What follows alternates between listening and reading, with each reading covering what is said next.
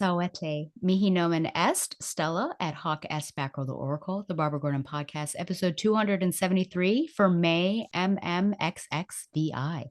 Batgirl the Oracle is brought to you by MileHighComics.com, your new and collectible comic book store. Mile High Comics has an inventory of over 5 million comics from the gold, silver, bronze, and modern age, and over 100,000 trade paperbacks. If you're not into the vintage stock, Mile High Comics also has a subscription service called the New Issue Comics Express, offering a discounted price for comics ready to hit the shelves. So if you're looking for vintage back issues or a great modern subscription service, be sure to check out milehighcomics.com. Well, if you're watching this, you can see who it is, but you have to get her. Get her registered to be on this show 2 years in advance. It takes a lot of prompting. She's a VIP, very important person. So please welcome back to the show. And I said very sadly, maybe the last time, if this show comes to an end soonish, it is Professor Carolyn Cocca.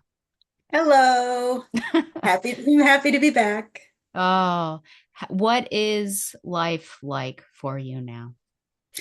Well, we just had our graduation at school, so that means I am done with teaching until August.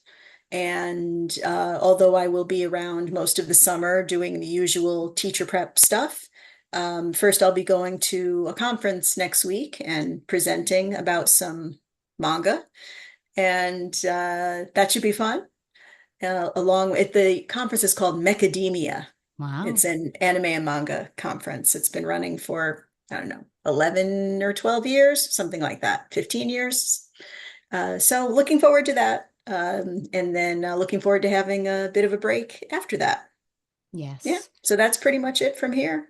Yeah, I think some people have the illusion that, teachers have it easy because, you get a couple months off, but you have to really drive in order to get those times off. So it's not for the faint of heart, is what I would say. No. And it's never really off. It's not like you just kind of lounge around and do nothing for a couple of months. I mean, good teachers know that you really are still working, you're just Yeah. doing it more flexibly. Yeah, absolutely. Well, welcome to the show. This is going to be a short episode with a short intro. Oh yeah, right. Okay. I'll just Okay. be back in half an hour. Yeah, I think Just that'll check be my fine. email and all right, go. Absolutely. Easy question to start off. What are your thoughts on the American justice system? Okay, next. We do have to talk about that. We'll start off with, well, I mean, prison is all over our issues that we have read I today. suppose it So is, we might yes. have to talk about, so be ready to talk about your thoughts on the prison system in the United States of America. Okay, let's first begin with some Star Wars. And obviously we're wearing some Grogu gear, so we are going to get there. But I do want to talk about first, maybe a thirst trap for many, a boyfriend for many, Maul. I can't remember what the subtitle was of that particular series. Shadow Lord. Oh, it might have been Shadow Ward. Yep. Thoughts on this? Thoughts on, yeah, 8 episodes, I think it was. So at first I wasn't watching it, but I was keeping up and I was not going to watch it because I had canceled my Disney Plus subscription out of anger about numerous things. And then I had mentioned to a friend that I was reading the recaps of Maul, and he said, "Oh, just, jump on my account or whatever." And I said, "Okay, I'll just do it for this." Um, and he said, "Well, think of it this way, you're denying them your subscription money." I'm True. like, Yeah. okay. All right. Anyway, the reason that I'm saying this about reading the recaps is that if you just read recaps of this show, you would kind of be like, nothing is really happening. Why do people like this? Because the actual plot of each episode is pretty minimal. And the character development also, I think, is pretty minimal. If you watch it, which I then finally did, and I watched them all at once, I was like, okay, 90% of what is making this really good is the animation is excellent. It's really just amazing. And Sam Witwer's voice. I mean, his voice just continues to be captivating. And Wagner Moore as Lawson also. So, and that and sort of the overall background of creeping fascism, I liked all that. But I do kind of maintain that nothing really happened till the very, very end. I mean, what I can be more specific, but what was your overall impression? Yeah, I wasn't sure what to expect, honestly. Hmm. And I watched the first two episodes because I think it dropped two Yeah. immediately. And I thought, shoot, I should have watched a recap to see where Maul was, because I could not remember how he was in this situation to begin with. Hmm. And then I was wrestling with, is this who Maul is as this Hmm. sort of brigand, And he's well, really, they're Yeah, almost yeah, like pirates. I yeah. thought, oh, is that what that? But then once you move past two and there's sort of a set plan, and obviously vengeance is a part of it. He's trying to get equal with these people who have betrayed him, which I can understand. Betrayal is a big deal. And that, That's funny. finds You've the never mentioned betrayal, I so I didn't know that yes. that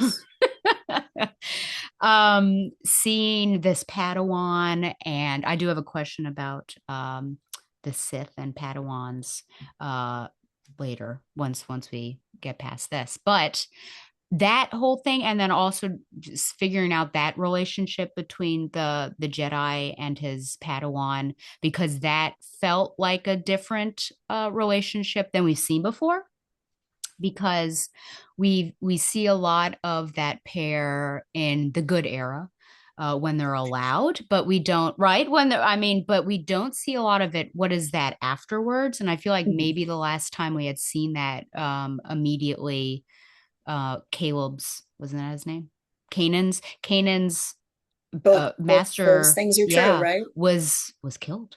So it was not a, you didn't get to see a lot of what is this like to be a master Padawan pair in a time when you are not Hmm. allowed, and in a very Les Miserables situation. We're fighting for our lives here. Should we be able to steal, or do we need to keep to our integrity and our code now, even though this situation is against us? I knew that, unfortunately, that master, I mean, spoilers, but that master was not long for this world. Yeah, I mean, we Um, had to assume that. yeah, I didn't have too much of an emotional connection to him, but the way that it all happened, I thought was very moving, and I very much Hmm. felt. Now I can't remember her name, but I felt for her, and Devin. yeah, yes, thank you so much. And once you brought in, I guess, the first and the 11th brothers, Hmm. like stakes higher and higher, Darth Vader higher and higher, so everything keeps, yeah, getting really, and then you're bringing in civilians, so the stakes keep getting raised, and meanwhile you're getting to know these different people. So I can see how, yeah, not a lot happens. They're trying to get off world. That's what they try to do That's the really the entire whole, time, and then they finally do at the end, they because leave. each, That's yes, the each plot. They leave. situation is like they can't get out. Yeah. So there are a bunch of stops and starts, but through that, I think there's a lot of development, and depth for it. So I felt like it, first two episodes, if you are not jiving with it, I think give it to that third, because that was me. And I was like, oh, wow, this is really good. And then it ended on a, somewhat of a cliffhanger, I guess you could say, or with openness to have more if they decide to do that. And I definitely agree with you about Sam Whit- Whitmer. Yeah. Whitmer, Um, yeah. yeah. And I was particularly moved when he's really going through it psychologically. Hmm. I feel like, I think people do actually find Darth Maul attractive, which I can definitely see why. But also, I felt some empathy, maybe, because I think it was a bit more than sympathy of him really feeling discarded by his master.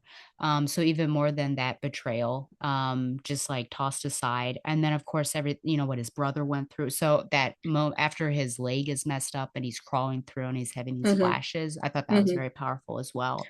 So you get to feel more for these people that, oh, well, yeah, he might be a villain, but he also has, I think, yeah, there are some things to glean from his character. So No, for sure. I mean, he has a tragic backstory, right? So he was sort of taken in by, abused by Darth Sidious from a young age, taken away from his family, molded into this dark side weapon, and then discarded. I think I would have liked more about those other brothers. Like all the Oh, in people that his he, group, you mean? yeah, Yeah. because he was so close to his, oh Hmm. no, what was his name? Yeah. Savage, Yeah. right? So I guess I was kind of assuming they would show us a little more about his relationships with the others, Yeah. who were similar to him, but I didn't really feel that. And as they were kind of getting killed, I didn't really feel that much either. I didn't feel like they had been developed that much. But I agree with you. I think it was pushing toward getting to the Inquisitors and getting to Vader and getting to Devin, having him him and Devin, Yeah. you know, Yeah. possibly being a team that takes on Sidious or something like that. Yeah. Um, so I don't know. I mean, overall, I agree with you. I felt like it didn't necessarily establish much in the beginning about where he was. Just this idea that, like you said, he's sort of a pirate, a gangster kind of thing. But what's he been doing Yeah. and or what's going on with Lawson's ex-wife being an Imperial? I felt like there Yeah. could have been just a little more there. Yeah. A little more would have been good. Um, I think that I was listening to a podcast that made a funny comment about like, wow, Order 66 was just not as efficient as it seemed at the time. All these people keep surviving. There are all these Jedi running around Yeah, in that is hiding. true. Yeah, so this is kind of another set of those. Yeah. Yeah, I did wonder more about Maul's right-hand lady, who Yeah, unfortunately was yeah, killed. I thought she was yeah. going to make it to the end and maybe everyone else was going to, but she was, loyal and also tried to steer Hmm. him in the right direction when he seemed to be making poor decisions. Yeah, I thought And she was interesting. yeah, and then the robot, which also got killed. Oh my gosh, all these things were broken up. But to think that he had like an Darth Maul had an endearing relationship with the robot, and the robot also cared for him, I thought was very precious. Because you always expect that to be of the good guys always have a good connection with their robot pals, but have that, yeah, But I agree with you about some people finding Darth Maul attractive, yeah. and I'm guessing it's probably not his personality. You No, know, I don't like think when so. people first found him attractive in The Phantom Menace, he barely spoke, True. but just sort of the artistry of his Yeah. of the way that he was fighting and how it was Sure. sort of Yeah. balletic and kinetic, Yeah. and what we had never really seen from Jedi before. And the guy playing him obviously had the body to be able to do those things, Yeah. Ray Park. And now when you couple that with Sam Witwer's voice and the way that he talks is not his usual. People might know him from live action, like when he was on the Supergirl TV show playing a do you remember that? Or did you watch Supergirl? I did. He was also, I don't exactly remember. I remember on Smallville. He played Doomsday on Smallville. Oh, I forgot about that. Yeah, in Supergirl, he was in that last season. He was kind of leading the anti-alien slash anti-immigrant forces. He was the Sure. white guy with the brown hair. I guess that doesn't really narrow it down. He was the main antagonist. He was the main antagonist. Yeah. Um, and this was not the voice that he used. He used his regular voice, Normal which this speaker is voice. like his regular voice kind of Yeah. amped up. But yeah, so overall, I thought it looked fantastic. It left us with a lot of questions that could be filled in a season two. A lot of action, but maybe not a lot of plot, Yeah. and maybe a lot of characters, but not that much character development. That's kind of how I felt. Yeah. But I enjoyed watching it. Yeah. And you'd recommend? Sure, yeah. I mean, particularly if you're a Star Wars kind of person, Yeah. or if you're an animation person. Yeah. Did you watch all the Star Wars Visions, those Yes. shorts. Yeah. Yeah. I mean, speaking of animation, that is pretty amazing Oh yeah. Especially and since sort of, it switches type. yeah, yeah, yeah. So I would recommend those too if anyone who hasn't seen those. They're good stories, but also they look just amazing. So then my question for you about the Sith is, do you think that they have a biological imperative to have some sort of partner? Because the one thing I couldn't really understand fully is why he had such a, to be crude, like a hard on for Devin to have this Padawan. I'm like, she's not really anything special, in my opinion. But is it just like his need to have a second? But that's what they're, I don't think it's biological. As an academic, I tend to object to things being biologically determinative, and I think those things are Good culturally for constructed you. and socially constructed or culturally constructed. But anyway, um, I think that there are novels that answer your question Oh, okay. better than I would, right? So So like sorry I'm there, not as well read as you. honestly, I haven't read these in years, so I might be saying the titles wrong, but I seem to remember there was one called something like Darth Bane, Rule of Two. Oh, I did read that. I read those. Yes, I read some of those very big ones. Yeah, Well, I guess exactly. that's on me. Okay, so you know the answer to your question, which is that even though that wasn't always historically how it Yeah. was done, and that there are some Sith who don't do that, like I think in the new Jedi Order series, there are some that don't do that, which is now not what's it called again now? Legends? Oh, yes. Yeah. Um, So rule of two, yeah, is this Okay. idea that you always have a master and a Padawan, and the Padawan at some point is going to take on another Padawan, and they're going to kill the master, and then the cycle Yeah. goes again. So it's But more of a that social but that it's like requirement. this efficient dyad, Yeah.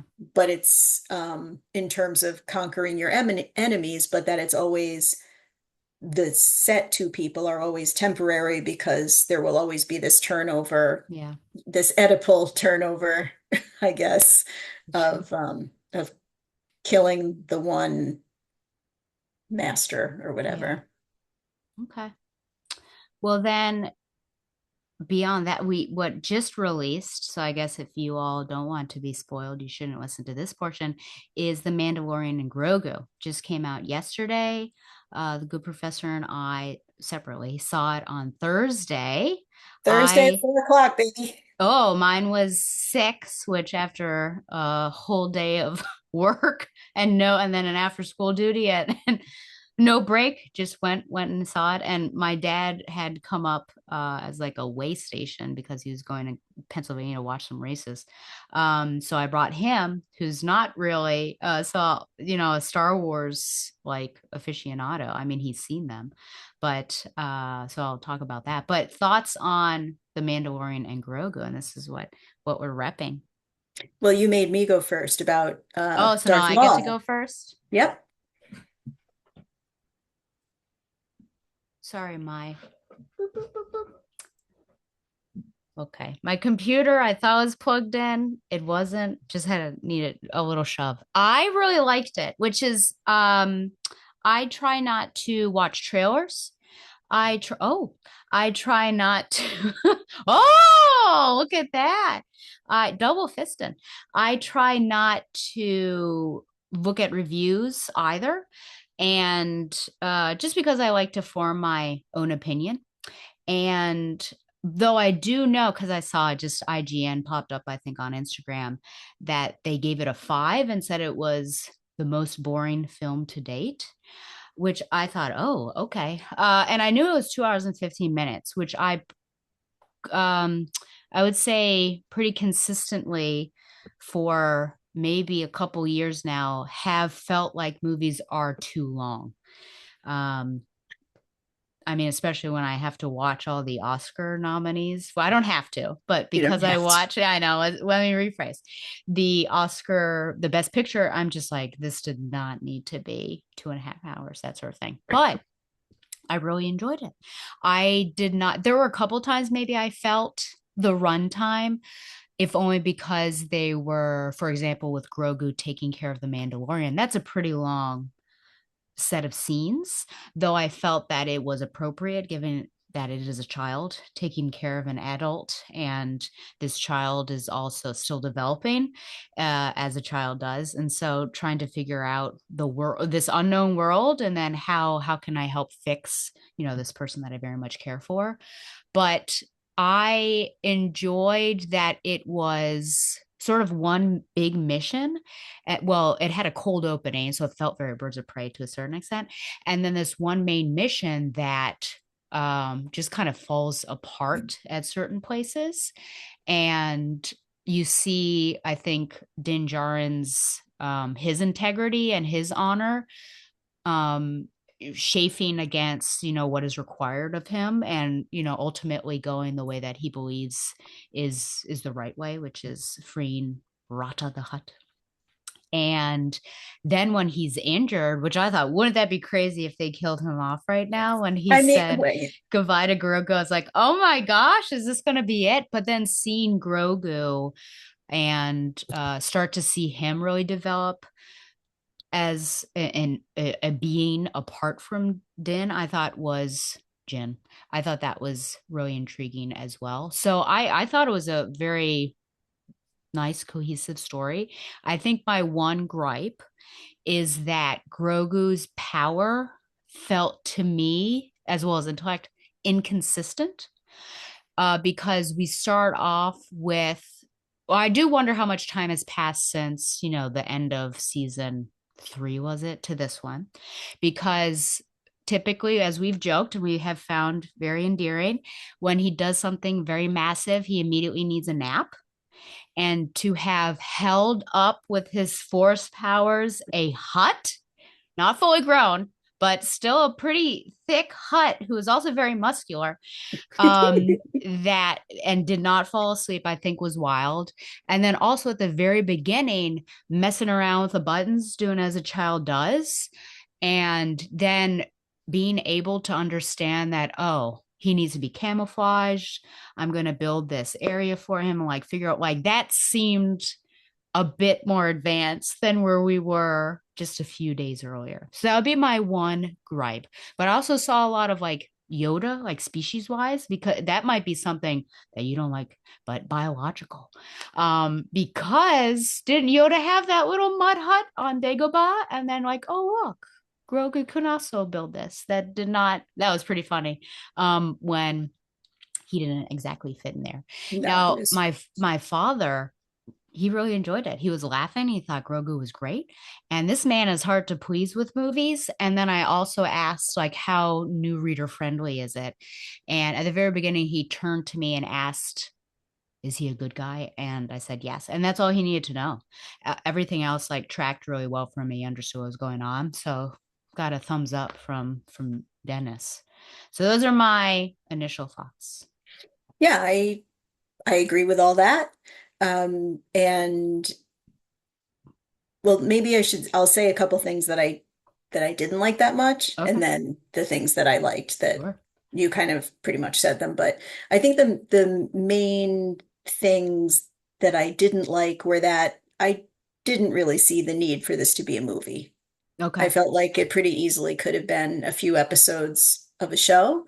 And when you make something a movie, it tends to carry some promise of something different. It really wasn't that. Did I enjoy it anyway? Yeah, but um, it just then is not at the level of spectacle of a Star Wars movie, I think, or sort of deep ideas or whatever.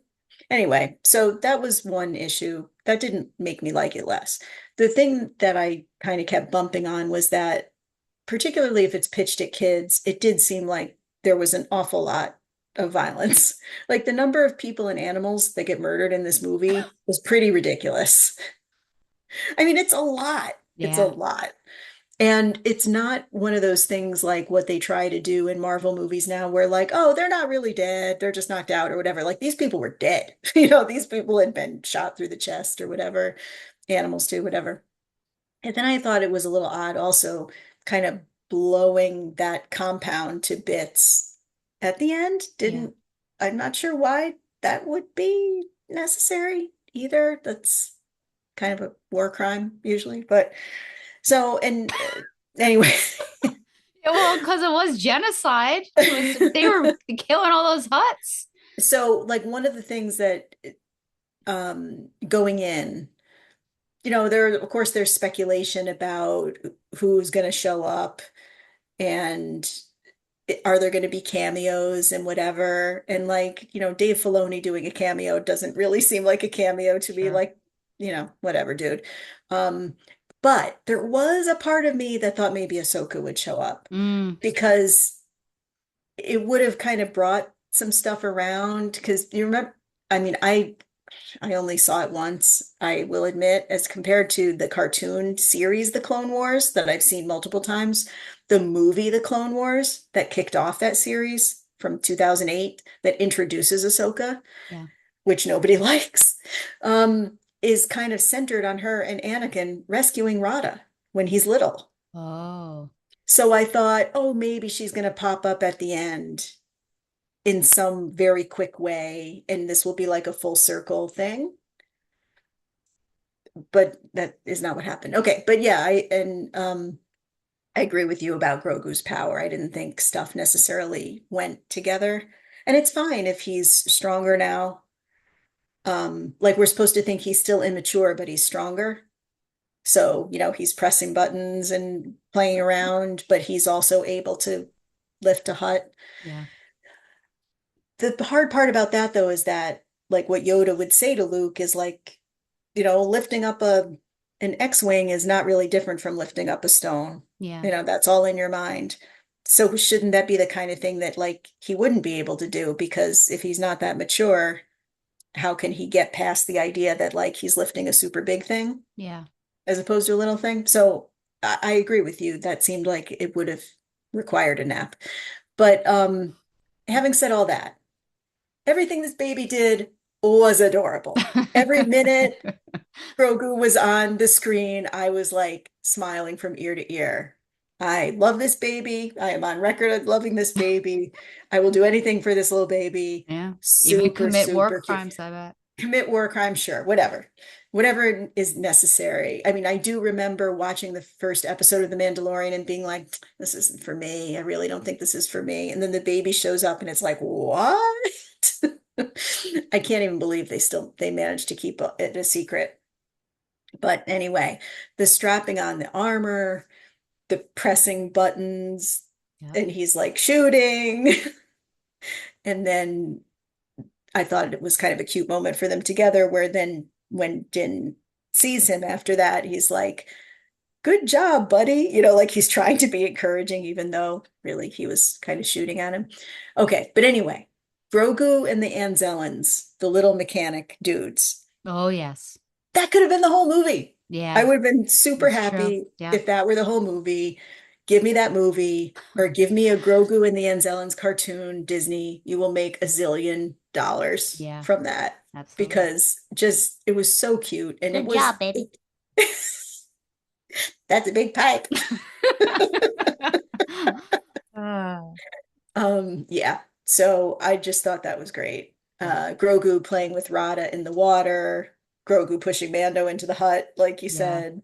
Oh, and the stick too. I thought that was also a Yoda thing. Yes. Yeah. Yeah. So with the stick and the swampy, jungly, green area and the hut, yeah, I thought that was all Yoda.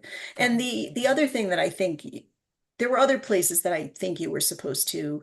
Okay, so like when the Rada in the arena and whatever, and there's an overhead shot and all the animals that have come in, they basically look like the chess set in Yes. Star Wars. Yeah. So I thought that was What is I that? think Like, that was, not Sabat, is it? It's like, no, it's just their chess. oh, I thought Sabak it is had a, like poker. It's like a card game. oh, okay.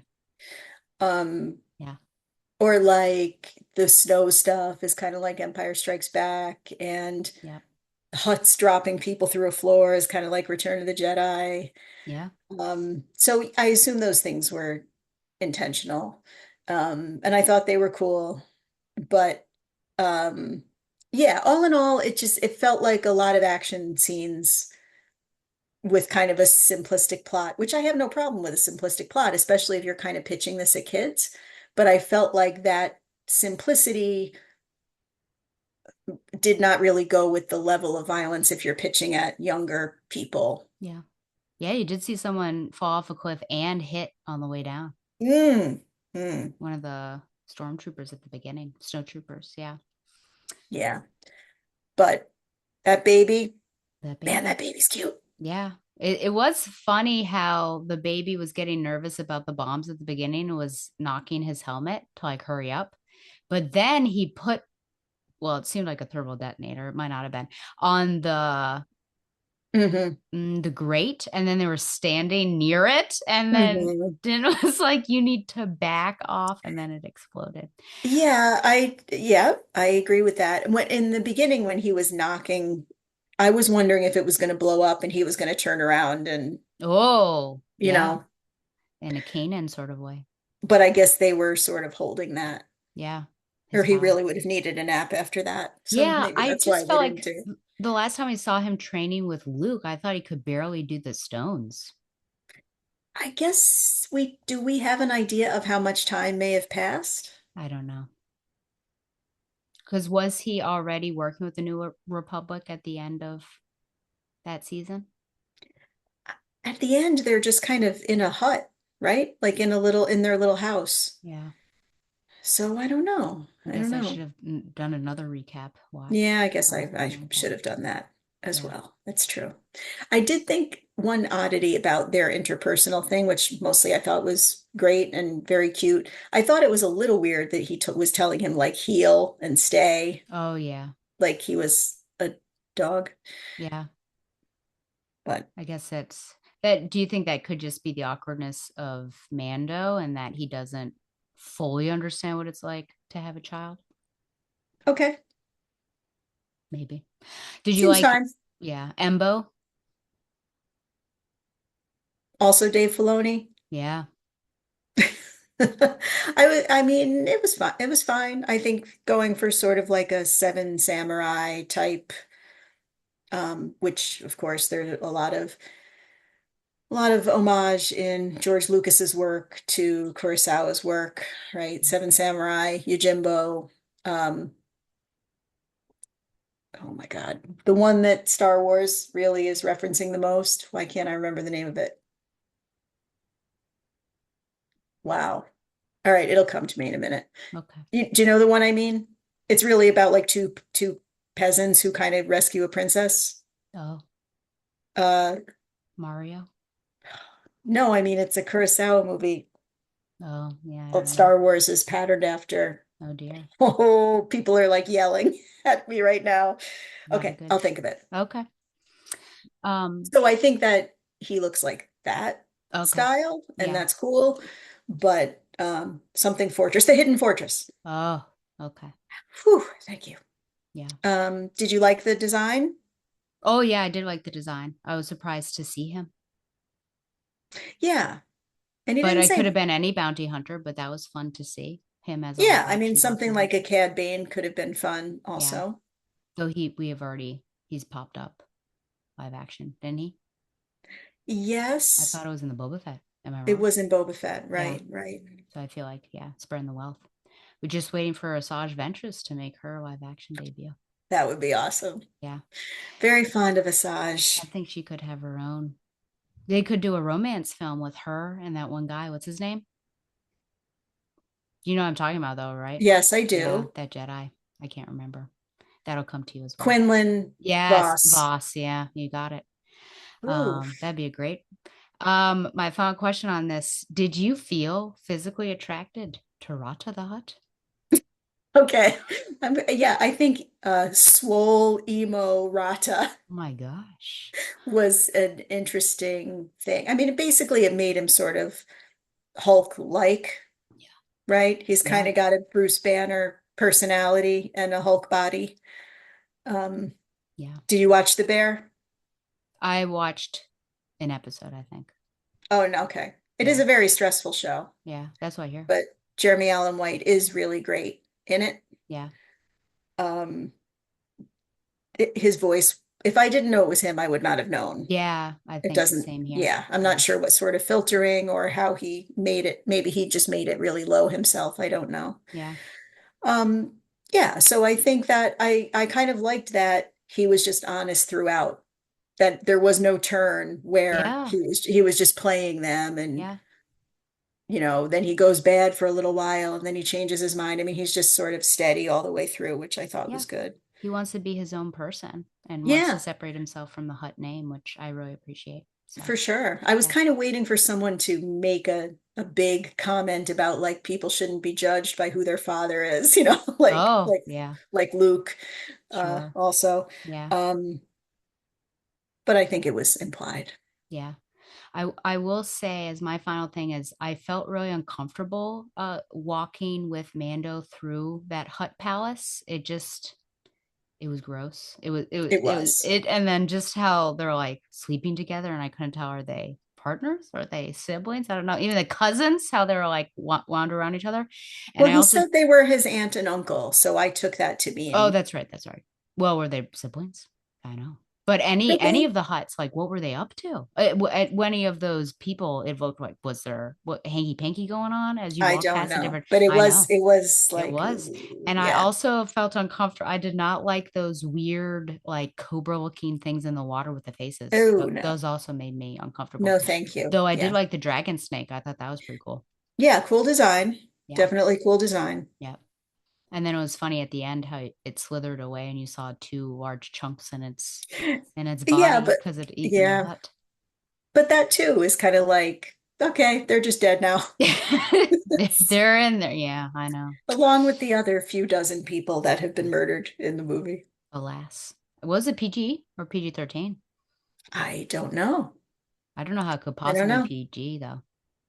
Grogu and the Anzellans, people. I'm Yeah, I telling know. ya, Seriously. that And would its be a subtitle will be great Bad show. Baby. One bad baby. Okay. My last thing, look at this. We're half an hour and we're about to finish up. I don't, you probably had no idea what I was doing here, but I dropped a chunk of translated Latin into our show notes. And I just had Camilla, Indeed, you did. parentheses, masculine and feminine. So are you along for the ride? You probably thought, whatever that means, I'll figure it out. So I think that we were on a show together, I think on Questions We Don't Have Answers, where we talked about Captain Marvel. Is this correct or is this incorrect? With Donovan, Morgan, Grant, and Harry Sheen. Okay, I think that we were.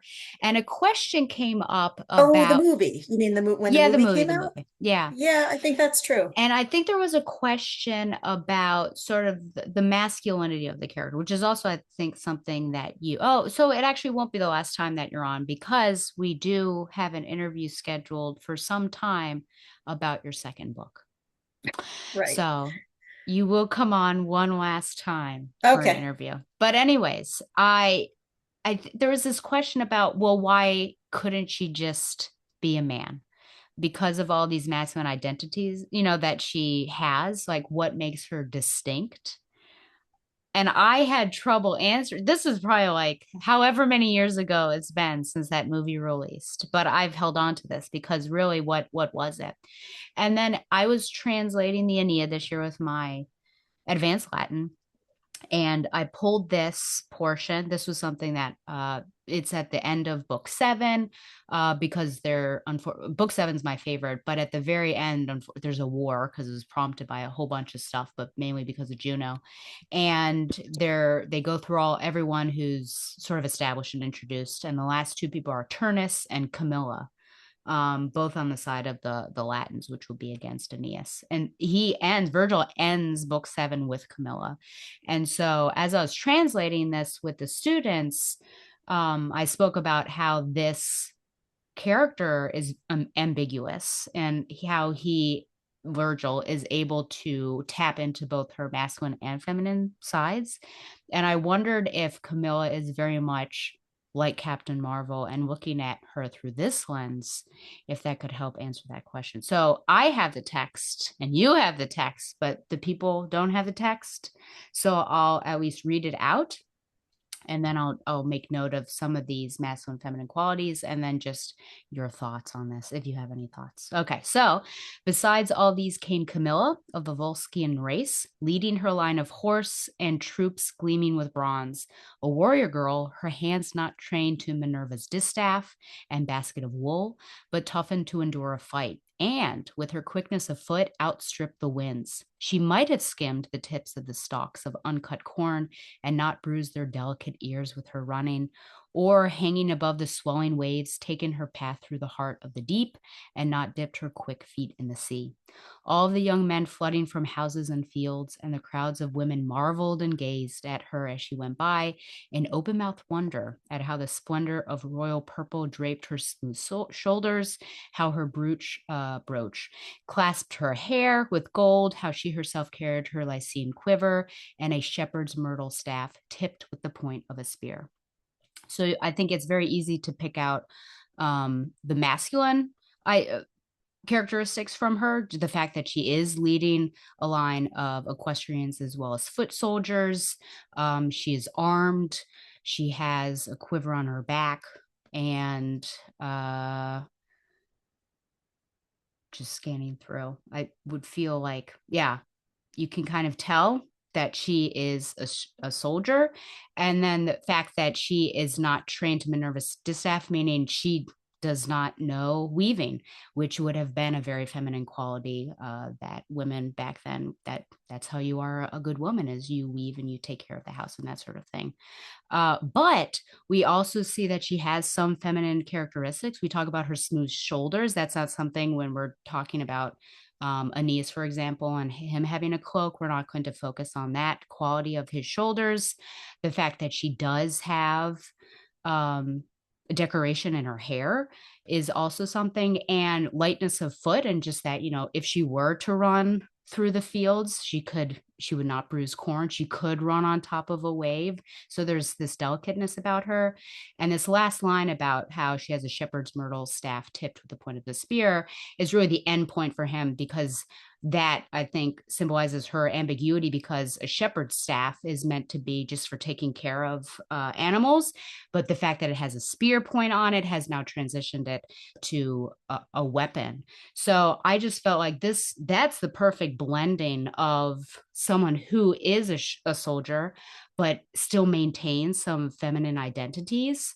And I wondered if could the same be true about Carol Danvers, in particular what we saw in Captain Marvel. And then I can lay this to rest, because it's been weighing on me for however many years.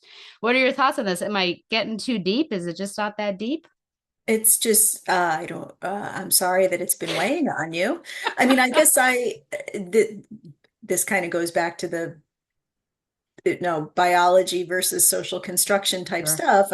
In that there's nothing necessarily in here that has to be associated with men or associated with women, but is more about that you have certain societies at certain Right. times for certain reasons And constructing expectations. the ideas that the certain things are to be associated with men and certain things are to be associated with women, and that there is no gray area between these two binaries, right? So I think that something like this, or something like a portrayal of Captain Marvel, who is a strong, courageous, military affiliated person who's also pretty and uh has other caring, and has other sorts of qualities that we associate with femininity. Neither one of these things have to be unusual. Like, we may have been brought up to think that that combination is unusual, but it doesn't need to be. So yeah, I think that there are, if you look back through a variety of societies across a number of centuries, you'll find people who manage to be described as having all of these different characteristics. And I think just, some of the changes in these things you can kind of see happening. Um, like in the United States, it was kind of much more of a thing in the 1800s that, or 1700s and 1800s, that manliness was sort of associated with wearing heels and wearing tights and being like kind of thin and well read. And like those might be in to talk about ideas and stuff like that. Whereas it's not really until kind of the later 1800s and early 1900s. And if you think about the contrast between someone who looked like a Thomas Jefferson and someone who looked like a Teddy Roosevelt, right? They were supposedly kind of the manliest men of their time. They had all these characteristics, but if you actually looked at them, here's Jefferson in his tights and his heels, and he cares about French food and all this kind of stuff, right? We think of those as like female sorts of things, but at the time they were associated with men. And then Teddy Roosevelt was much more of this, no, manliness is really about this kind of hyper masculinity. You got to go, kill big animals. And if someone shoots you, you're just going to continue on with your speech and you're going to be a rough rider. And it's all about using your fists and going with your gut and that kind of thing. Not that he didn't do other stuff as well. I'm just saying you can sometimes see that the way in which these ideas are not, these ideas about these characteristics don't even stay constant in one country across 100 years. Yeah. Right. So we don't have to accept this binary as being like this thing that has been true for all time that we have to abide by. And once we start thinking of it that way, we can look back in literature and history and see lots of examples of things that don't fit those binaries. Yeah, absolutely. Yeah. Does that make sense? Oh yeah, Okay. for sure. Yeah, even within the Aeneid itself, when Aeneas and his crew get to Carthage, and one of the kings of a tribe there calls them effeminate because their hair was oiled and things like that. So what the Trojans would have done and what they would have looked like as men is different than something Mm-hmm. else. And Yeah. even when Caesar's writing about the Gauls feel like having trade close to them makes them effeminate. Like they uses weakens their spirit, but the word is effeminate, which Mm-hmm. is interesting. Yeah. So Yeah. yeah, point taken. Or someone like Achilles. He had a boyfriend. We know Absolutely. it. Yes, we do know it as we spoke on Dear Reader, Yeah. Song of Achilles. Okay. Well, thank you so much for that intro. It was great to see you. I'll see you next time. Nope, it's time for the main event. You thought that was the main event. It's not. That was just our warm up to get our jaws No loosened. one who knows you thought that was the main event. Loyal listeners, you know that was the Yeah, I intro. know. It's Okay, true. let's It's go. true. So we're doing a two. I should also add, Yes. viewers, that Stella gave me this mug a number of years ago when I needed a pick-me-up. I was having a tough time. She sent me this adorable thing. See, it's protect, Yeah. protect, And snack. snack Yeah. with the baby. Which he did have many snacks from Rata enjoyed feeding the baby. I liked Yes, that. I wondered that if was Rada cute. was going to join their crew, but he didn't. I was kind of hoping that, but I Yeah. realized they would have to get a new ship. That would be part of the Yes. issue. He was a But big one. Rada staying behind with Yeah. Sigourney Weaver is kind of a funny thing to think Yeah. about. And Jeb. And Zeb. Yep. Yep. We Yep. didn't mention Zeb. Yeah. Okay. So we're going to be looking at the 2007 storyline, Blood and Circuits from Birds of Prey. I think what I'll do is, oh, you have the fancy trade. Lovely. Are you one of those people that gets trades even if you have a single issue? The single issues, The reason, so this was when I was writing my Superwomen book, which and I, won the Eisner oh, Award. my Eisner Award winning Superwomen book. Um, and I wrote quite a bit about, I wrote a whole chapter about Barbara Gordon, and it was Barbara Gordon from like her first appearance through what was current at the time, 10 years ago. And that included all of Birds of Prey. So I tried to get single issues whenever I could because I wanted to talk about letter columns. Sometimes that meant I couldn't get every issue, used in a random comic shop somewhere. And when I couldn't, then I would get trades.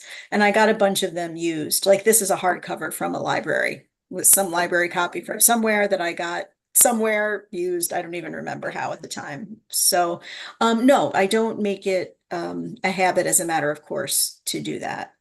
Having said that, single issues are unwieldy. Yeah. So I totally understand when people have both. Yeah, absolutely. Well, that's Shag's disease is that he gets trades of single issues that yeah, he's had. So I think I'm just going to recap the whole thing and then we'll Okay. talk about I've got discussion questions, but if there are any things that you want to talk about individually, but just looking at it as a cohesive story, I think. Okay, so you're going to do all the issues and then, Yep, and then yeah, we'll have our okay. discussion. Yep. So we'll begin with Birds of Prey number 100, which is crazy. January 2007 is the cover date. Here we have the cover.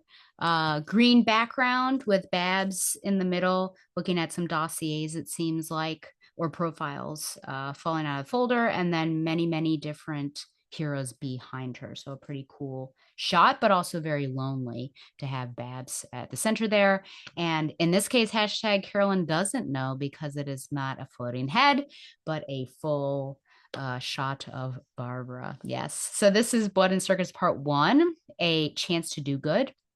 Writer Gail Simone, penciler, she who has done the Lord's work and really brought Nightwing's butt into the fold, Nicola Scott, inker Doug Hazelwood, colorist Hi-Fi Design, and then there's a secondary story called Keepsakes, and that writers Gail Simone and Tony Bedard, penciler Paolo Siqueira, inker Robin Riggs, and colorist Hi-Fi Design. Oracle Before sent, you even start, I have a yes. quick question. Oh, In please. the trade that I have, Yep. keepsake is first. Is Oh, yours? no, it's at the end. Oh, okay. So it goes, this trade is, I don't know, like 96 to 103, and it's in between 99 and 100. Oh, yeah. Maybe Okay, they sorry. did it so that it didn't break up the story. Maybe. Yeah. Oracle sends out invitations to a lot of female superheroes whom she wishes to join the Birds of Prey, including Wonder Woman, Power Girl, and Hawk Girl, among many others. And in fact, I do have the list. Akrata, Bumblebee, Bulleteer, Catwoman, Dr. Light, not the other one, the good one, Fire, Firehawk, Grace, Hawk Girl, Janissary, Madame Xanadu, Phantom Lady, Power Girl, Skyrocket, Speedy, Mia Dearden, Supergirl, Thorn, Wonder Girl, Wonder Woman, and Zatanna, as well as Big Barda, Huntress, well, was already there. Judo Master, Lady Blackhawk is already there, Manhunter. So those are many, many people's. Her current birds are out on a mission at a Mexican prison. A mafia boss's daughter has been arrested on false charges, and they're breaking in to rescue her. Manhunter gets in under the pretense of being the girl's lawyer. Judo Master and Huntress infiltrate the guards and take over one of the towers. Barda is already there under the guise of one of the inmates. They cause enough of a distraction so the girl can escape, running out into the desert. In the tower, Huntress and Judo Master are ordered by the prison warden, who thinks they're guards, to shoot the girl, and they do. Very shocking scene, in fact, through the head. Everyone in the prison thinks the girl is dead. Huntress wakes the girl up in the helicopter with her father in it. There was some sort of squib that was attached to her head that went off. It was explained at least. Oh, well, there it is. She explains that they planted a small device in her hair that would make it look like she'd been shot, so the prison warden would think that she had died. Her father reveals that he made a deal with the Birds of Prey to turn witness for the state prosecution if they found his daughter. In the Pentagon, Katarina Armstrong takes control and sends a squadron of fighters to intercept the bird's helicopter and shoot it down. With Keepsakes, Black Canary is packing up her apartment and getting ready to leave with her ward, Sin. As she packs, she remembers everything that's happened in her life, good and bad, very much focusing on her relationship with her mother, I would say. She recounts her exploits, loves, and fears to her ward as they pack. And I will say that Sin has a better grasp of language. That was one of my critiques from the previous arc, that it was very inconsistent. It was like, okay, you can tell she's learning English, and then it was like really, really broken and bad. And so this one's I would say better, but I just wish it were consistent. Then we'll move on to Birds of Prey number 101, February 2007.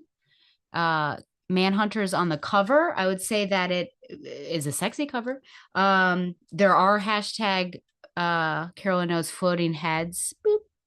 But just the position, I think, of Manhunter, I don't know. It does seem a little sexy. Maybe Not loving these covers. Too much, yeah. In the rain. February 2007 is the cover date, and yes, it is the same creative team as I mentioned before. And it's Blood and Circus Part 2, Broken Wing. The Birds of Prey are coming under attack in their helicopter. An agent, I do wonder why they don't have the jet. That was a big question for me. An agent inside the Pentagon has sent a squadron of fighters to intercept and destroy them. Barda jumps out of the helicopter and lands on one of the planes. She uses her mega rod. There's a lot of phallic jokes throughout this. I think it's this particular issue. To smash the cockpit open. Well, there's a phallic joke there. But the pilot ejects before she can do anything, and then the other fighters blow it up. Why do you think it's called a cockpit? You think about that. She escapes and flies back to the helicopter. The fighters aim their missiles at the Birds of Prey, and the helicopter explodes. Barda uses her boom tube to teleport the team to the beach, missing slightly, and they end up in the ocean. Oracle has a car waiting for the group to take the mafia boss to the feds. Meanwhile, Manhunter has headed back to the prison to continue her mission, which Barbara is unaware of. She watches a van being loaded with prisoners that the warden doesn't want the authorities to see. She follows it, then jumps in front of it, crashing through the windshield. She fights off the guards, all except one, a meta with massive strength, who says he's going to crush her skull. Katarina calls Oracle and tells her that she's shutting her down, and in 2 nights, her agents will either be in jail or dead. Oracle demands to know what she's done, but Katarina has hung up. And apparently they have a history. Lois Lane suddenly shows up and asks to have dinner with Barbara, a little gal pal moment. The Birds of Prey turn up to the drop-off point, but instead of the feds, they're faced with a group of men who tell them all to get out of the car because they're under arrest. Then we move on to Birds of Prey number 102. Sorry, there's Spy Smasher right there, looking to stab a computer monitor with Oracle's face on it. Blood and Circuits Part 3, Freedom of Motion, cover date March 2007, and same creator credits. Soon, Manhunter lies prone and unconscious at the feet of the giant guard. Barbara Gordon resumes her meeting in New York City with reporter Lois Lane, reporter for the Daily Planet. Meanwhile, at Oracle's command center, Dalton Towers, Misfit intercepts a frantic call from Lady Blackhawk. Trapped in a warehouse by mercenaries hired by the West Coast crime families to silence a potential witness against them and his daughter, Barda, Judo Master, the Huntress, and Lady Blackhawk have their backs against the wall. An overwhelmed Misfit, clearly not familiar with the myriad of computer screens in Oracle's base of operations, frantically searches for a way to send help. Back at Denasana prison, Mexico, several members of the prison guard staff, supervised by the warden, wake the bruised and battered Manhunter for questioning. Lois continues to fish for answers from a clearly stunned Barbara Gordon. Misfit finally makes a decision and teleports herself to the warehouse as a distracting element in the hopes that Barda, Judo Master, the Huntress, and Lady Blackhawk will be able to have a fighting chance. It works well. Meanwhile, Manhunter has had about as much of this interrogation as she will take and strikes out at the guards. Exit guards, enter Miguel. This time, however, Manhunter decides not to throw the fight. As Lois Lane and Barbara Gordon continue to match wits, Lois suddenly decides to make a strategic withdrawal. Have we seen the last of Lois? And Babs was ready to slap down what she knew about Lois as well as Superman. A sudden phone call from Katarina tells Barbara to, quote, call off Manhunter. She's gone rogue. And then finally, Birds of Prey, number 103, where we see Misfit, Huntress, Barda on the cover. Barda looks not too happy with Misfit there. Mismatch is the subtitle. April 2007 is the cover date. Blood and Circus Part 4, Truth or Dare, and the same creator credits. On her way back from dinner with Lois, Babs thinks about her relationship with Katarina. She recalls that they hadn't really spoken to each other at all at college until they discovered they both loved to run. From then on, they were best friends, but always competing with each other. In one pivotal race, Katarina deliberately trips Babs, making her hurt herself, then goes on to win, only to admit to the judges what she'd done and allow herself to be disqualified. From then on, their friendship had ended. Very odd. Meanwhile, Manhunter is fighting Miguel and winning. Oracle works out that her agent has gone rogue and gets a call from Manhunter's real commander. This is his name, Mr. Bones from the DEO. He admits that there is an illegal trade in metahuman trafficking in Mexico, and Manhunter's real mission was to stop it and release those already captured. Back with the birds of prey, the team are running from the rogue agents. They finally catch up to the car with the girl in it, only to find she's shot some agents with the same gun used to shoot her father, which Huntress follows up on. Finally, Katerina threatens Babs by threatening to arrest her and see what happens to her father. And Babs agrees to, because of this, Babs agrees to have the birds of prey work for Katerina. And I will say that while the girl that was in prison and she seemed very innocent, you find out that she did kill her father, and now she's looking to be head of the mob potentially. So that was a bit of a twist as well. Okay, so that is Blood and Circuits.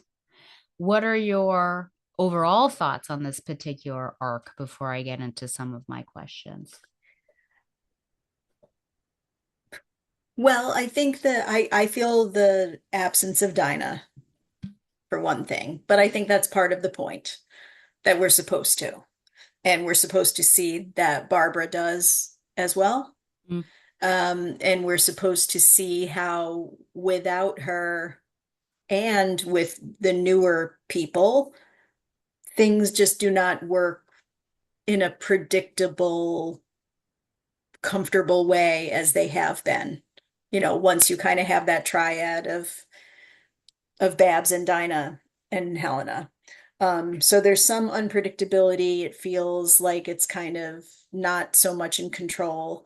But at the same time, you know, I think that the additions of, I think having Barda, having Misfit, having the Manhunter element of it, and having a different kind of antagonist, I think that all kind of works, and it brings us toward the last few issues where we're going, you know, sort of the big finale of this run. All of these things together are pushing in that direction. This arc is kind of setting up the next few issues, 104 to 108. Okay, so I've not read. I know. Oh, well, I was just about to say that, this is a dark area for me. Oh, I know. So I can remember. you tell that we're ending from this? Like, if you didn't know, could you tell that, oh, she's beginning this descent to No, the end? Okay. I would not think that. Okay. But it's hard because I know it. And in fact, what I had said before we started recording is that I remember what's coming quite well, even though I hadn't read it for 10 years. What we are talking about today, once I started reading it, I recalled it, but up against those last few, it was not as memorable. Mm-hmm. Now, I mean, then and now, again, I see it as kind of a continuous, it's continuous. Yeah. You know, there are, I don't want to say, I mean, I could be much more detailed, but yeah, I know. I appreciate it. so some of some of these elements continue, Okay. even though there's other stuff that happens in the upcoming ones as well. Yeah. Yeah, it's been a bit hard.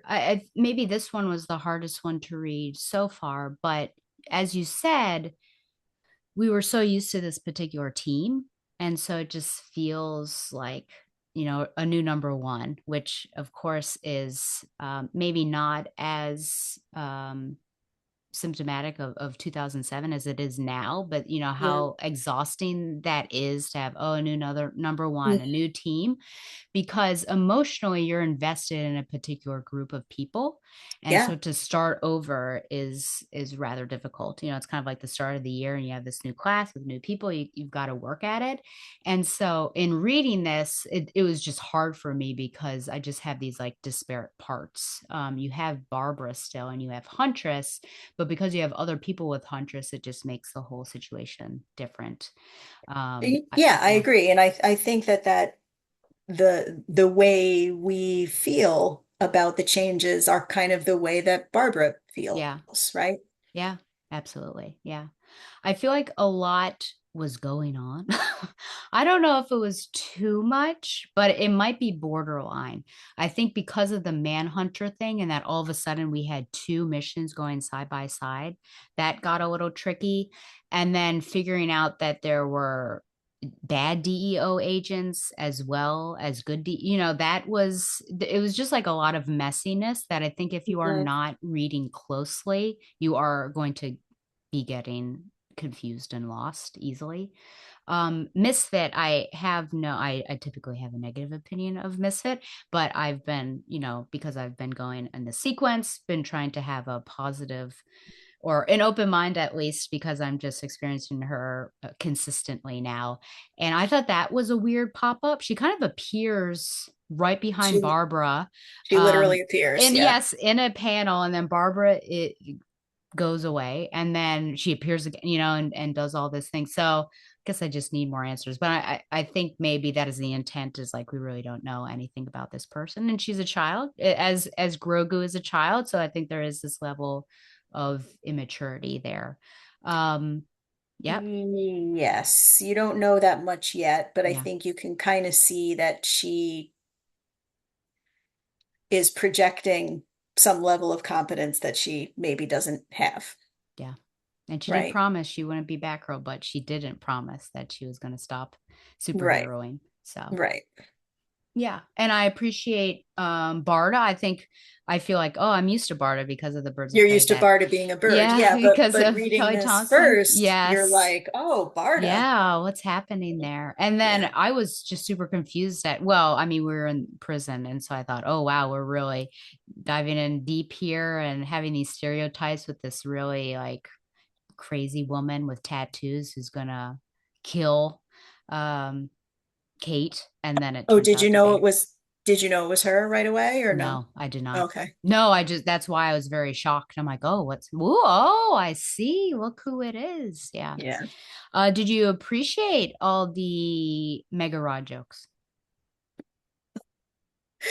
Um, I mean, I think that throughout this run, there are kind of funny, lighter moment things, as you mentioned. And so I think that having women be doing that joking instead of always men makes it a little more interesting. Yeah. And also just that, when you can make dumb juvenile jokes, and depending on who you're with, it can be hilarious and a bonding thing, Yeah. or it can be weird and uncomfortable, but It's also I true. think she was going for the former here, yeah. Yeah. Do you feel like Gail Simone, do you feel like Gail Simone balanced the tone well? Because it did feel like a pretty heavy story. Do you There is a think? lot going on. I mean, Yeah. I guess, a question that I may have known the answer to at one time, but absolutely do not remember at this point, would be, did she know when she was ending and there were certain things she wanted to do Mm, and they all got in here together quickly? mm, Or is it that she had to bring certain people in for certain reasons? And I don't know, I don't recall the answer to that. yeah. But I think that here and coming, you just see a lot of, you see so much of the stable of DC's female characters at the time that I would guess that it was a thing that she wanted to do, Gotcha. to highlight characters that very often were only side characters or only would show up once in a while. Hmm. And she was trying to sort of say all these people could and should be working together. Yeah. I think that's part of Barbara's consideration, right? That she's not just looking at, okay, I'll call Wonder Woman and Power Girl, which is kind of a funny thing where Power Girl is Yeah. like, no way, or whatever it is she If she says. agreed, I would have been like, wow, she's finally buried the No, hatchet. So given I that think that's in history. line. Yeah. Yeah. So I thought that was a good use of humor as well, that you Mm, have to know the backstory to get why that is as funny as it is. yeah. Um, and I also think that bringing in all of these other female characters with Nicola Scott drawing them, other than many of the previous people who have been doing the art in Birds of Prey, is the right time to do it. The funny thing about the Nicola Scott art, I love Nicola Scott. I mean, I'll pretty much look at anything Nicola Scott draws, but looking back at this, I'm like, oh, I can tell the difference between early Nicola Scott and later Nicola Scott in a way that I was not expecting before I opened this, Yeah, for us to talk about it. Not that it was bad, but it's not her level today, sure. I would say. Yeah, as writers develop, artists develop also. Yeah. Yeah, but Yeah. these women look, I mean, they're still curvy, but they're also strong Mhm. and facing front and posed in sort of a powerful way, not I made a note about a cover, the cover of 101 Oh yeah, the one with Hunt. that you had mentioned, right? Yeah. Yep. It's in the With rain. Manhunter. Yep. Okay, yeah, yeah, she's like, camel toed there. Is that necessary? I mean, look, there's an Yeah. actual line there. Does that Oh need to be yeah. there? I I no. mean, come on. Already meant yeah. And compare to how Nicola Scott poses her within, it's very different. Yeah. She still looks super sexy within, but you don't doubt that she's in control of the scenes that she's in, or Yeah. that she's powerful. And anyway, Yep. yeah. So I think you were asking about humor, and I kind of kept Oh, that's going okay. there. Well, just the Sorry. bouncing the tone. Z. Yeah, I think in general there is a balance. Yeah. I think she's juggling a lot of stuff here. Yeah, absolutely. Yeah, this is probably my first experience with Judo Master. So it is Hmm. nice if Gail is or Simone is continuing on this, that maybe I'll get to see some people that I've not seen before. So you talked about you know, yes, Dinah's absence is very much felt. How would you describe Oracle's leadership style without her? Do we see? I think she's adjusting, Yeah. because I think she's kind of acting the same way in a way, right? Like, this is the team, they have their instructions, their pros, it's going to work out, but that's not really what is necessarily happening. She Hmm. doesn't really have control Yeah. of the situation or of the team. Um, very specifically of Manhunter, for instance, but of the other parts of the situation as well. So she has to face that, and she has to adjust to it. She's being challenged by that, and she's also being challenged by Katerina. Right. Yeah. Yeah. Because I think Barbara does mostly do a good job of delegating, Hmm. but when she's pulled off the board, that's the issue, which I had this discussion with at school too, of, keepers of information, when they're gone, like the Hmm. whole system falls apart. So Yeah. to not have a backup, I think, is a problem. And I think that Huntress can rise to the occasion, but I don't think Hmm. she is there yet. And so if Barbara's thinking that she's going to be the point person, I don't think she can do that. So there's not really a field leader, I felt like, in this particular story. Yeah, that is a good way of summarizing what's happening. Yeah, Yeah. which is really what Dinah was. Yeah. Even when she was the only one in the field, Yeah. Barbara, maybe not in the very big beginning, but came to appreciate how she would make decisions, how Dinah would make decisions in the Yeah. field. There isn't that equivalent in the same way here. Right. But yeah, you bring up another whole set of issues about Barbara's technological prowess Mm-hmm. and control, and the amount of information that she has compiled that now no one can access, in terms of technologically compiled, but also we know she's got her photographic memory, her eidetic memory. Yep. There's a lot of stuff up in her brain too that they're not able to access when she's off the board, like you said. Mm-hmm. So maybe it's not so great that one person is controlling all this stuff. Yeah. It's a closed loop, I think is what they Yeah. call it. Yeah, absolutely. I do worry that if the squad is going to shift, like someone does need to be consistent as a field leader, but that person also needs to be able to continually develop also because of the new entities. So that's the bad thing about having a team that is constantly changing, is that there is no consistency and you have to constantly work with strengths and weaknesses of new people. Well, do you feel like Huntress could be that person? Maybe. But even I felt like people weren't following her directions anyways. So she was already having some issues. I would say she'd be the person I would go for just because she and Babs have that history. And Mhm. so they've already developed that. So she just has to work with different people. And I Um, think I think they're trying to show us her. I think Gail is trying to show us her potential in mhm. the a variety of ways, but one of which is the way she kind of is figuring out what's going on with Tabby. Yeah. Um, right? Is that her name? The girl? Oh, the daughter of the The mob boss. daughter, Yeah. right? Like she's got this narration Right. where she's kind of a step ahead of us. Mm-hmm. In Um, developing it. Yeah, which I appreciated that she thought something was off. She was counting the yeah, bullets and like, oh, and yeah, I thought, well, good job. Yeah. She is a teacher, so I think that would also make for a good because it's very much looking at skills. What skills are there? uh-huh. Where do I need to help? You know, she's differentiating the duties and things like that. So she would be, I think, a good candidate for the field leader. How do you feel about Zinda? Zinda, I mean, I feel like Zinda has been a bunch of nothing, in my opinion.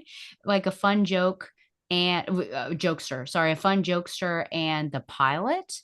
Maybe she Mhm. did a bit more here, but I have not seen very much from her. Yeah, I think she's kind of the wheelman, Yeah. but she also increasingly is kind of the heart. Like she Hmm. tends to believe in people when they Hmm. need to be believed in, and she's got this kind of Southern straight talking with the hint of charm thing Yeah. going on Yep. that just makes her a little bit different from the others. Yeah. Absolutely. What are you able to say about Misfit, I guess? How do you feel like in this arc that she's fitting into the team dynamic? And what does she add to the story beyond chaos? Yeah, I don't think she does much of anything Okay. here, except to provide a distraction, which she Yeah. does, right? But there is sort of more about her after this. Okay. Yeah. I That's really did all I can say. I did find it funny how she's like, oh yeah, Babs gave me control. And then I think it was Hunter's like, I know you're lying. Ah, But that may be something that Barbara needs to do. okay. Just like And Wendy. maybe I was just about to say that. Oh, Ah. sorry, I beat you too. No, no, no, that's fine. I mean, I figured you were thinking it. Yeah, Yeah. she needs a Wendy. Yeah. This listeners is a shout out to Yeah. Batgirl to Oracle episode what? Golly, yeah, that would have been early on, 12. Who even knows? Way back Yeah, when. Yeah. yeah. In From the 2009. Yeah. so from the Stephanie Brown, Yep. BQM, Stephanie BTO. Brown Yep. run, Wendy Yeah. maybe could have fulfilled that kind of role. Yep. Another super tech savvy and smart and up to the challenge kind of person. Yeah. But maybe the only one. I mean, she ever tried to train up anybody else? I mean, I know she gives people little tech things to do here Yeah. and there, but not like that, right? It would be Tim if you were to pull him. Okay. I feel like Uh, he'd be the only one. Okay. Yeah, I could see that. Yeah. But that would be odd. I don't know what that would be like. Hmm. Have Tim on the birds parade. Well, that is another Everyone would be question. like pinching his cheeks, like, oh, I this mean, is that so was kind cute. of a question that people were asking when when Gail Simone kind of first started, like, are Creode and Savant birds? And if Yeah. they're birds and they're men, is that birds? What are we Yeah. doing? Yeah. Um, Yeah. Very yeah. true. What does the arc suggest about surveillance, information, and control? Do you feel like Oracle's use of information is portrayed as empowering, dangerous, or both? Yes. You are one of those. I forgot that you do that. Yes, and dot dot dot. Yes. Yeah. Both and yes Yeah. and. Hmm. Um, yeah, I think we kind of we're starting to address this idea of what is Barbara without the tech and what is the tech without Barbara, Hmm. right? So the tech empowers Oracle to do all the things that she does, but maybe she's relying on it too much. And we're seeing some of that because when she's not there, no one can access it and she's not sure what to do. She folds, right? Which is not something we see her do very often. Right. So therefore, I think it's both. It is Yeah. empowering for her, but if something goes wrong, then it endangers her and everybody Yeah. if her information is in the wrong hands and if she has no succession plan, Yeah. right? Yep. Yeah, so I think it's a problem. And I think that there's this part where Katerina pushes her and she's kind of braggy about like, do you know how much of the internet I control? And do you know how many world leaders owe me or something? It's like, well, it doesn't really matter, does it? Because she threatened you and you said, okay, I'm done. Yeah. And then it was just kind of over. Yep. Unless you think that that was not realistic to true to Barbara's character, that that threat is the one thing that would make her stop. Well, that was actually a question that I had on that one. Would she back down? Period. I think her father is obviously a weak point for her, Yeah. but it wasn't her father getting killed. It No. was just that she would be imprisoned slash arrested, which is ironic because she Yes. is Which is that's where we're immediately anyway. going, We everybody. are we're going there We'll anyways. I get mean, there. her dad, I Hour think it might hour be okay, but I three. don't know. Yeah. Yeah, yeah. Okay. Uh, listen, you're doing half the talking, maybe three quarters. So don't blame me. Is all I have to Uh-huh. say. So I don't know. I felt like that was too easy.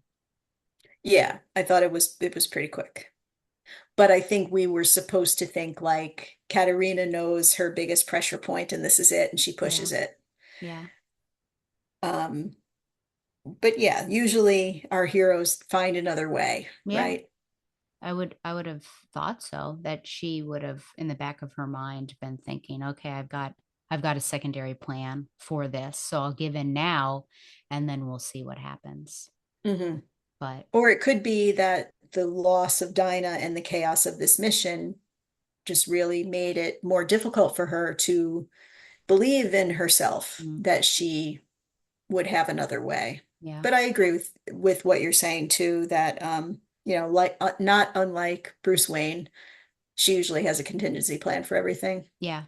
Which, speaking of him, I did want to say that you would have thought that she would have learned from him in all this information and knowing that it could get leaked just because of, the situations, Tower of Babel, war games, Tower. any of that, Yeah.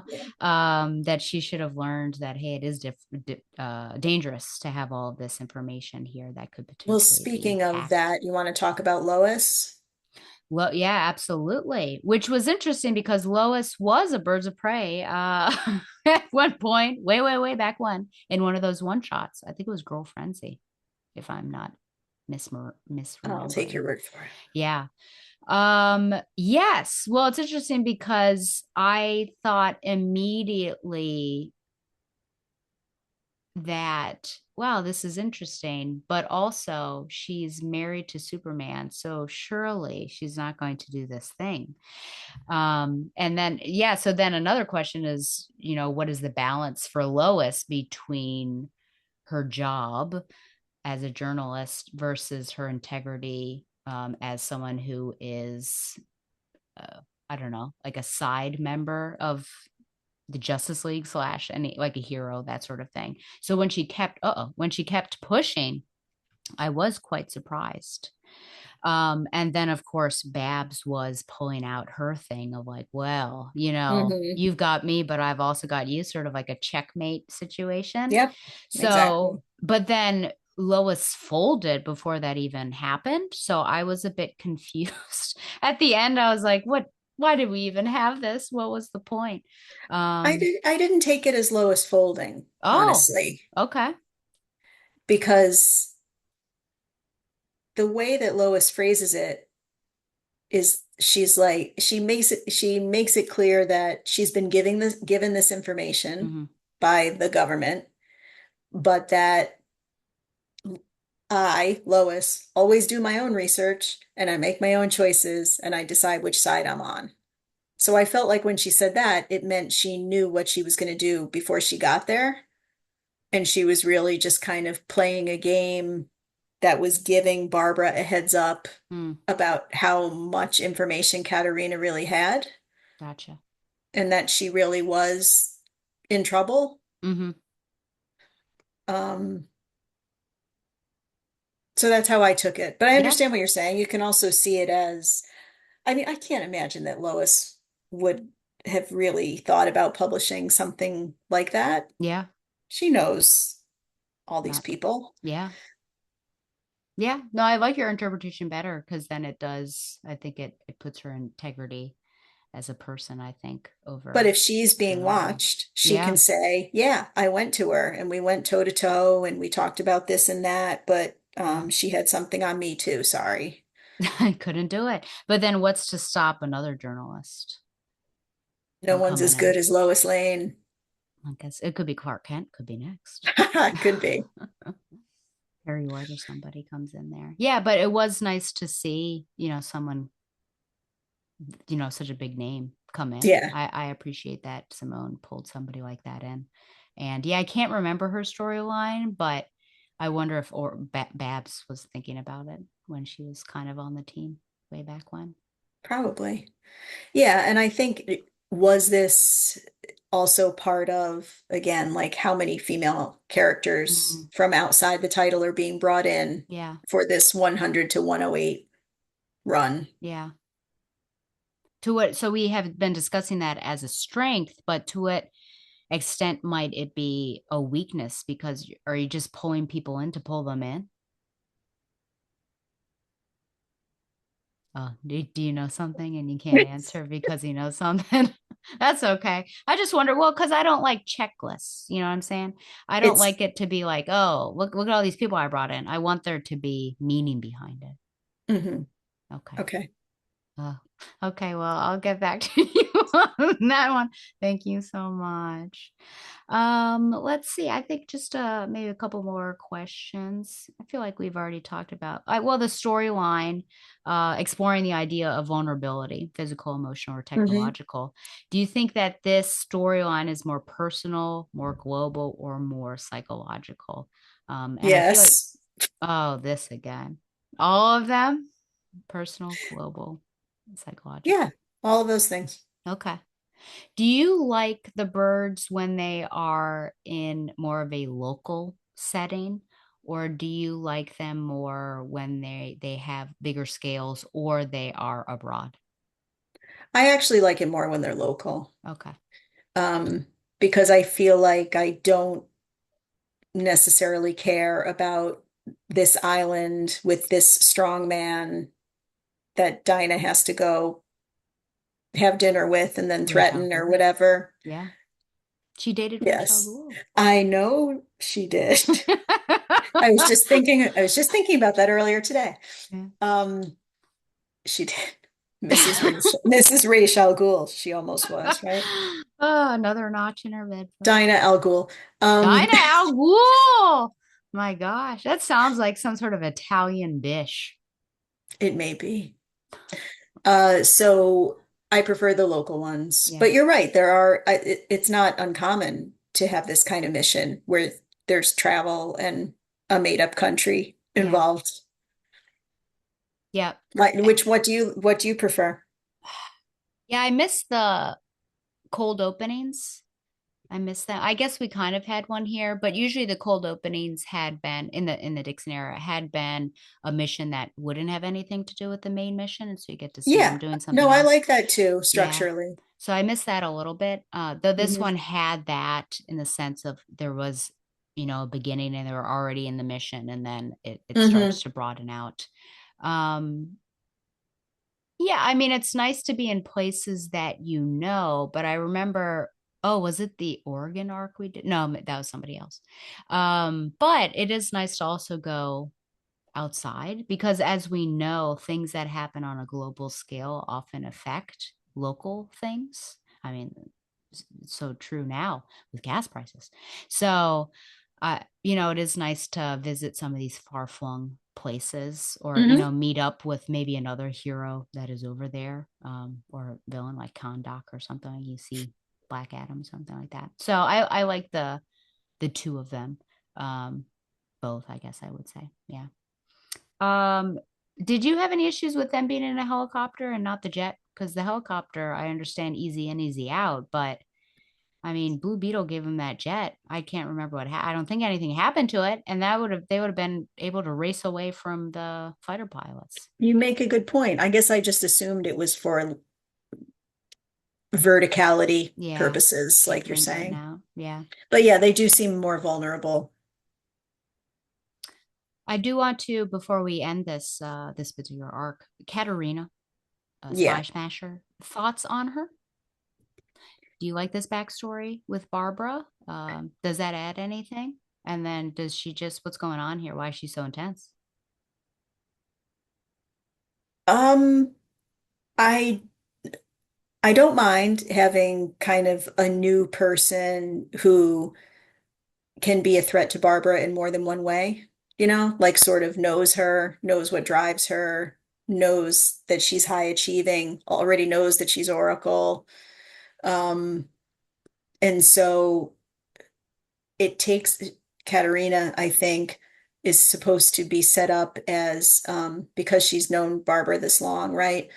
They have these things in common. So Katarina's a threat to her technologically and in terms of making calculations about strategy and in terms of knowing what's going to make Barbara give in, like we were saying, and also physically.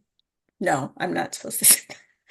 Okay, I mean, they're at some point they're going to be face to face. So Oh, they're gonna, I mean, it seems but you've already inevitable. kind of seen their running, right? So Yeah. there is kind of this Oh.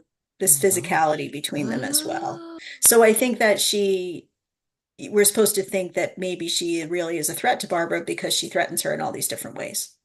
Okay. Yeah, I mean, the only, well, the person, I mean, obviously we can think about Joker. We can think about Calculator, but this seems, it's a different angle. It's a different Yeah, angle. so I think neither, I agree with you, those are her biggest foes in the past, but none of them have all those things. Yeah. She's multidimensional, which makes her maybe the biggest threat. Yeah. Would you consider a villain or just an antagonist?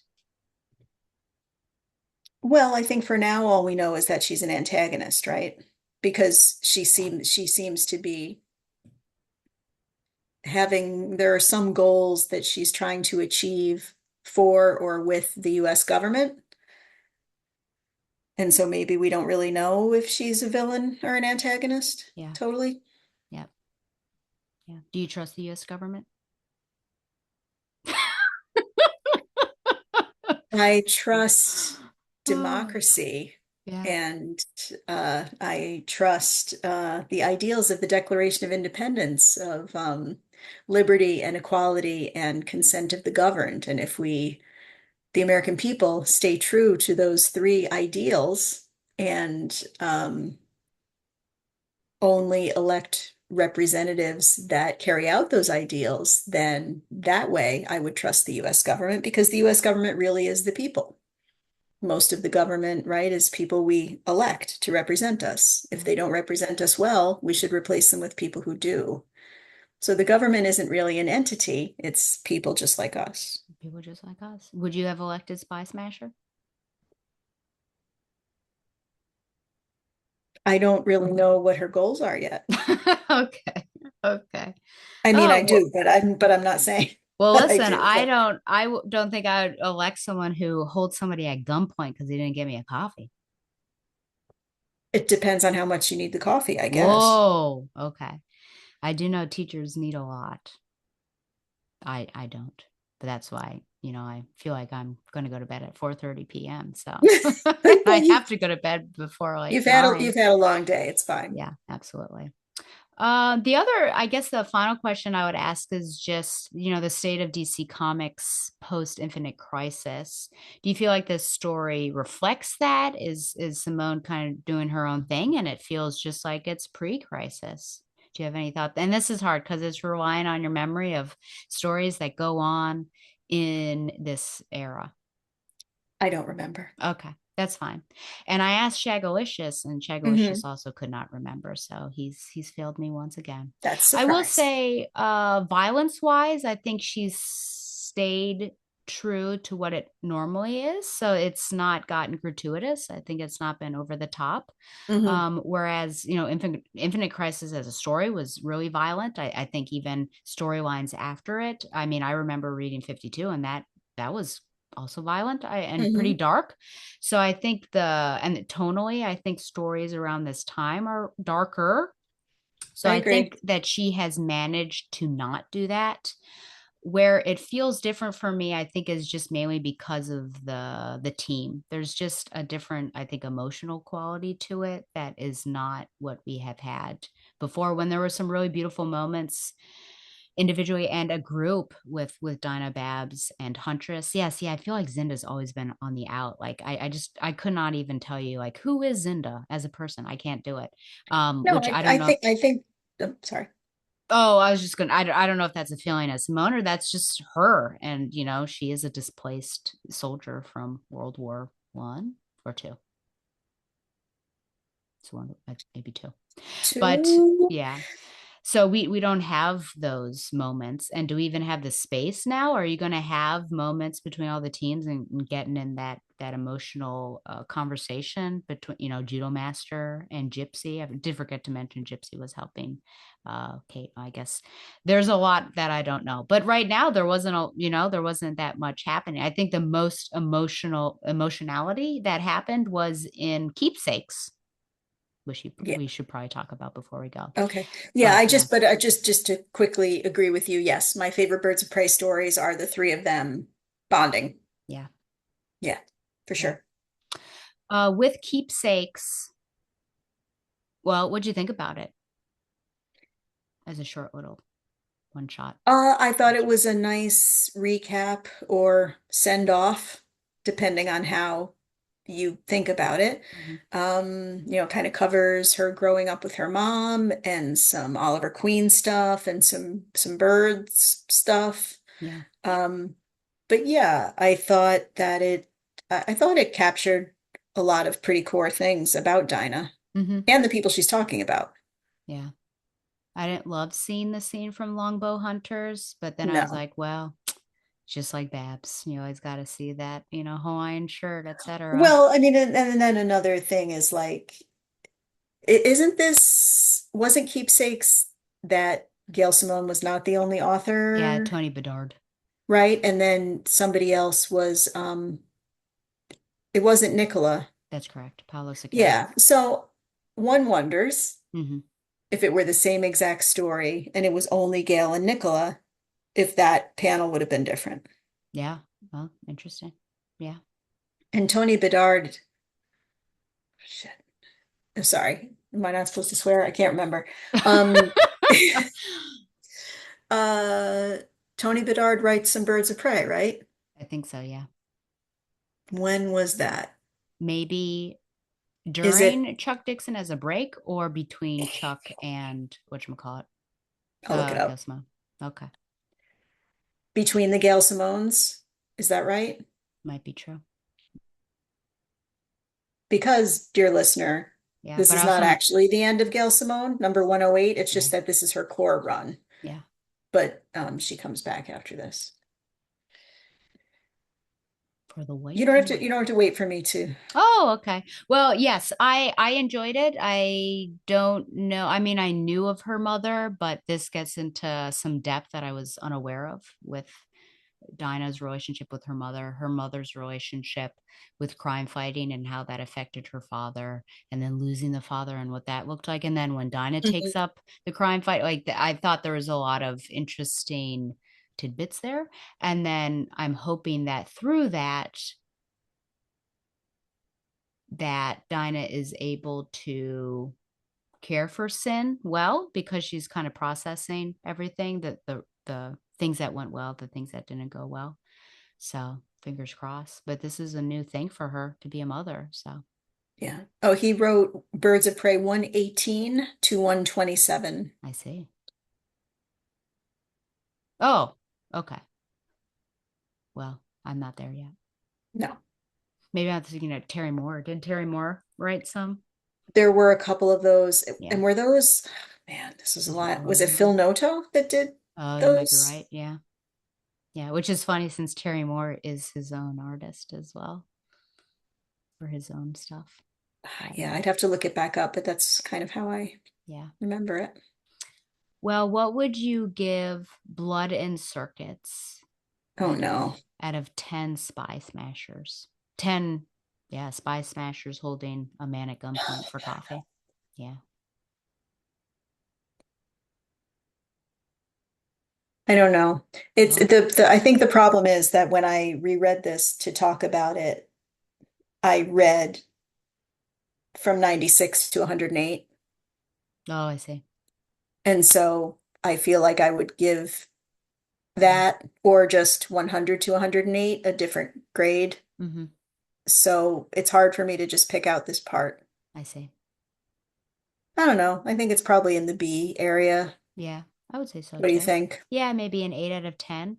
Spy smashers holding a man at Yeah, gunpoint for not getting her coffee. Okay. that Anything? does seem excessive, I have to Yeah. admit. Is there anything else that you want to talk about or anything that you wish I would have asked before we move on? Um, I don't think so. I mean, Okay. I tried to kind of pick out particular panels, but there weren't any that were like, oh, wow, that's clearly the greatest thing I've ever seen. I mean, there was one full page of like Barda jumping at, kind of diving through the air. That was pretty cool. Um, Yeah, and the fighter pilot being like, uh, what's happening? yeah, I like, oh, that Babs said, I'd rather face the Joker. He's been known to give up on occasion, but Lane, never. There you go. Because I like anytime Barbara says something like Joker, he's not a threat to me. Yeah. To show that she's, yeah, We've seen a couple times that yeah, that has happened. yeah, Like that other time where she's like, "You took nothing from me," where they're facing each other, and I think she's got her sticks. yeah. Yeah, that was a good one. What She might number have was more that? going on. Don't tell me. I'm not that person. I've never been that person. People can dole out, no, rip out numbers. I'm like, listen, I've got a bunch of noun declensions in my head. I don't have space for numbers of issues. I'm so sorry. Look, hey, Agricola, Agricolai, Yeah. Agricola, Agricolam, Agricolam, Thank you so Agricolai. much. I'm going to keep going. Agricolis, No, you Agricolas, skipped Arum. Did I? Yeah. Agricolai, Agricolarum, As, East, As. Yeah, okay. Yeah. But the point is, Yeah. these declensions are important. I think so. I think when I'm looking forward to hearing from you when you read the rest. Okay. Um, and then we can talk about that, Sounds good. You might talk be in about a this and that as a whole. yeah, you might be in a foreign nation by that time, but yeah. Okay, well, we're going to take a break. And then when we come back, we're going to look at very briefly Batman Volume 4, number 9, and then really talk about Barbara Gordon Breakout, number 1. But first, Zaius's Radio Hour, chosen by Professor Cocca Jr. herself. There were 3 options. She said, I know the one that will be chosen. Probably she does just because I know this person. So I might as well just go with the known entity. So Zaius's Radio Hour is presenting Baby Not Baby by Silgi. Okay, see you soon. Let me see if I know how to stop this.